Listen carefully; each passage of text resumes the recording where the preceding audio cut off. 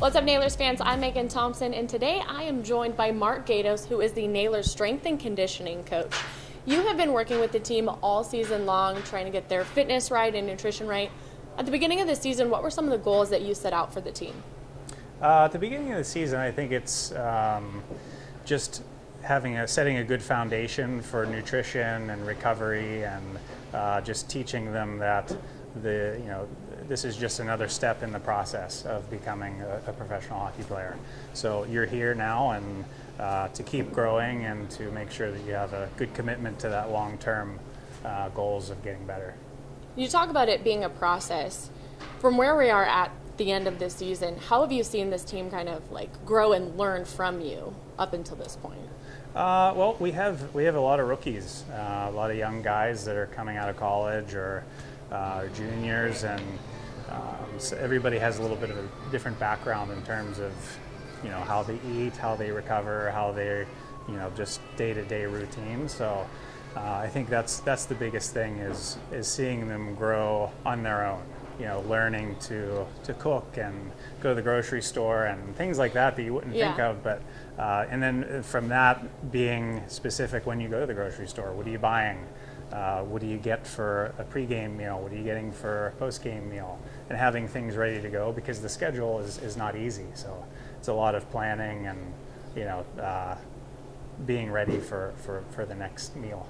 Yeah. How challenging is that for you, or is it not challenging at all, working with, we had 15 rookies on our roster, working with them and really taking what they had in college, whether it was some nutrition classes or some, trainers for fitness, and having to sort of change that? Is it hard?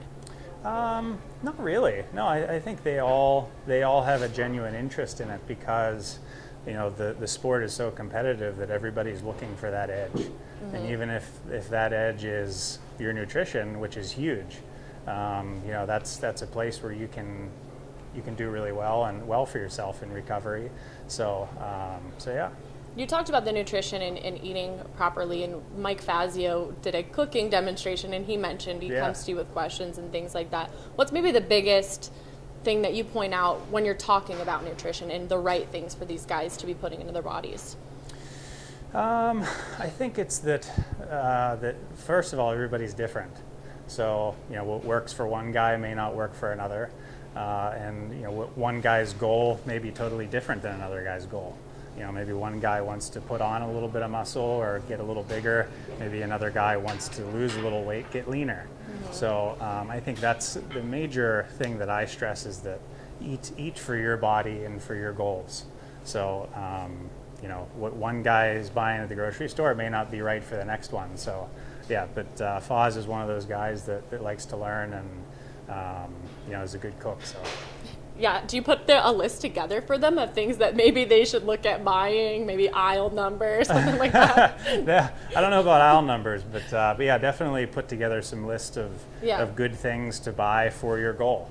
Mm-hmm. If you're trying to, keep your blood sugar a little bit more consistent, maybe stay away from the refined grains, eat more whole foods. So that's the biggest thing that I stress is just whole food, and having a good diet that's going to really accentuate the recovery part. You talked about nutrition and how you sort of tailor it to the players. The season is so long, as you mentioned. How do you tailor your workouts for the guys, for maybe Monday or Tuesday coming off of a 3-3, or maybe a Thursday they haven't worked out in a while? How do you sort of balance the way that you push them and work them out?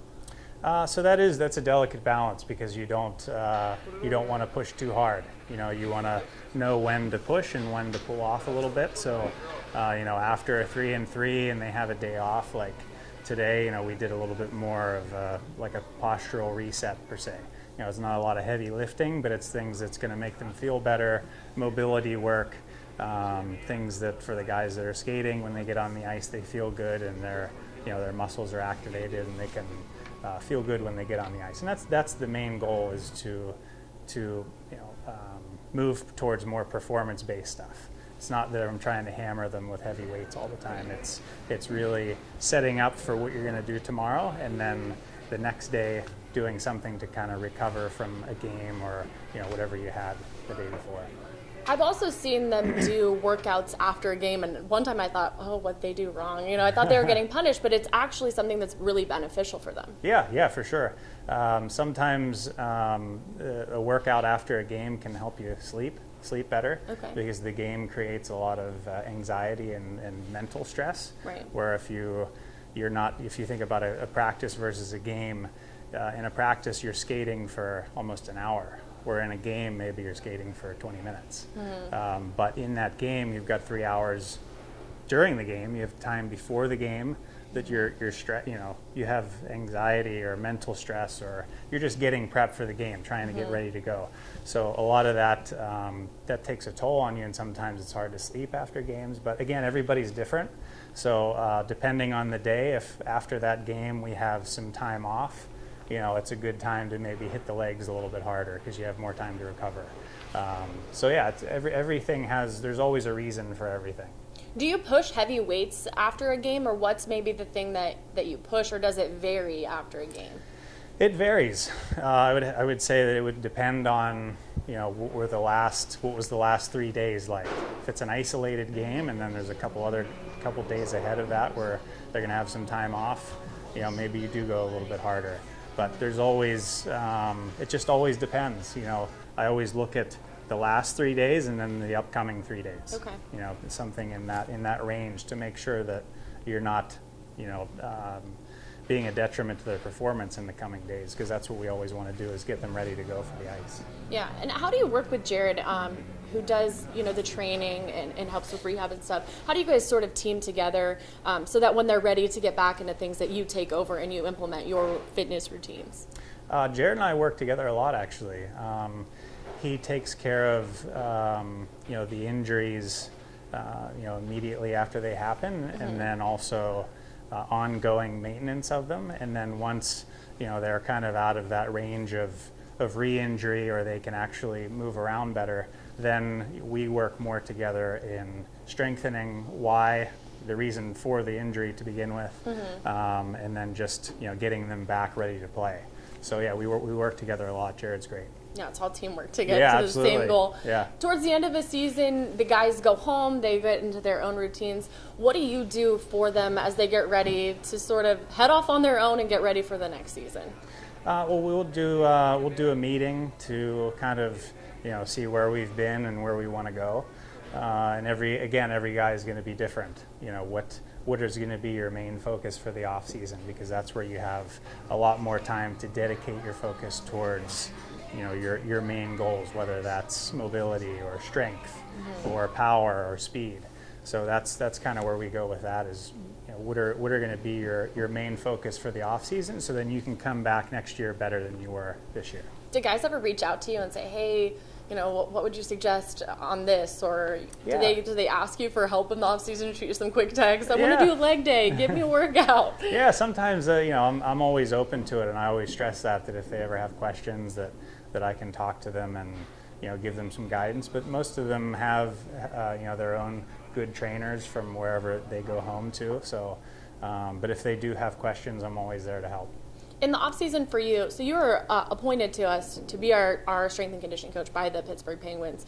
In the off season, what do you do? And I know you spend a little time with them, so kind of touch on that and how that time up there trickles down here to the Nailers. Yeah, so during the season, I'm here primarily, and then in the preseason and before the season starts, I'll work with the Penguins with their development camps, rookie camps, and their main camp. So to kind of it exposes me to what our overall focus as an organization is. So then I can bring that knowledge here from the guys that are in Pittsburgh and in Wilkes-Barre, and kind of make sure that we have an ongoing theme throughout the organization for all the players. So then that helps any guy that goes up from here, that goes to Wilkes-Barre or to Pittsburgh, that it's not a shock. Right. And we're doing similar things. We have similar focus, so that it's like it's not so shocking whenever they leave, and it's not totally different. Right, so the consistency is the same, Yeah. and that goes with the coaching as well. So some of the stuff that they do on Sure. the ice trickles up, and so it does this fitness, right? Yeah, for sure. All right. Well, thank you so much for Mark for being with me Yeah. and giving us some enlightenment. I don't think everybody knows all of the hard work because you're behind the scenes, but really it is a long journey throughout the season to get these guys right into winning games. There's so much behind it. It is for sure, yeah. All right. Thanks so much, Mark. Yeah. I'm Megan Thompson with Mark Gaydos. We'll see you next time.